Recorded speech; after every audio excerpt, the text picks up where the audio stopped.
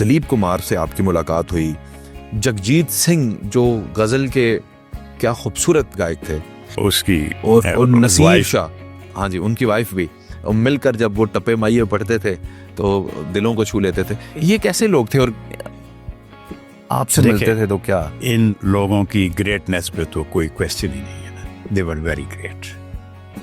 How we came to see them, مطلب ہمارا کیسا ذریعہ بنا. ہوا یہ کہ جب بھٹو صاحب کا ٹرائل چل رہا تھا سپریم کورٹ میں، تو ہمیں اس ٹرائل کی روز جو اپنا خبر تھی نا، وہ فیکس کے ذریعے پہنچتی تھی لندن. میں میرے ایک دوست سے بشیر پرویز، ان کا تعلق سائیوال سے تھا، اور بشیر ریاض جو بڑے مشہور صحافی ہیں اور بھٹو صاحب کے ساتھ، ہم وہاں پہ یہ جو ہمیں روز کی فیڈ بیک ملتی تھی نا، اس کا ہم اردو میں ترجمہ کر کے مساوات کا ہم نے وہاں سے لیا ہوا تھا ایک اپنا سرکولیشن کیا وہ، تو ہم یہ چھاپ کے تقسیم کیا کرتے تھے. اور اس کی پھر بشیر ریاض نے ایک بائنڈنگ کی کتاب بنا لی جی. اس کے رائٹس کے لیے 20ویں صدی کے ایڈیٹر آئے لندن، تو انہوں نے کہا کہ اس کے انڈیا کے لیے مجھے رائٹس دے گئے.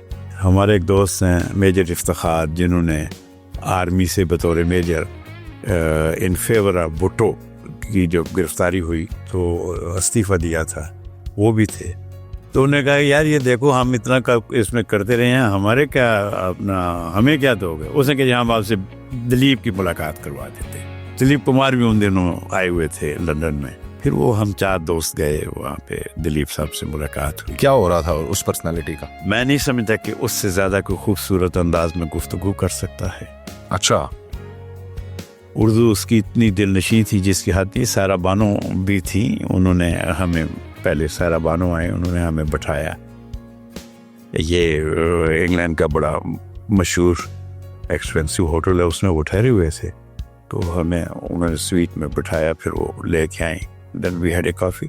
He was a very good talker and he was a very good listener as well. Oh, at the same time. مطلب ہے کہ وہ کبھی یہ نہیں کرتے تھے کہ میں بات کر رہا ہوں تو وہ کہیں کہ چھوڑو یار میری بات یہ ہے. تو we had a good time with him. پھر اتفاق یہ ہوا کہ میں سعودی عرب آ گیا. تو سعودی عرب میں وہ آئے عمرہ کے لیے کوئی 5-6 سال کے بعد. تو وہ جہاں میں رہ رہا تھا اس کے سامنے حیات ایجنسی ہوٹل تھا، تو وہ حیات ایجنسی میں ٹھہرے تھے.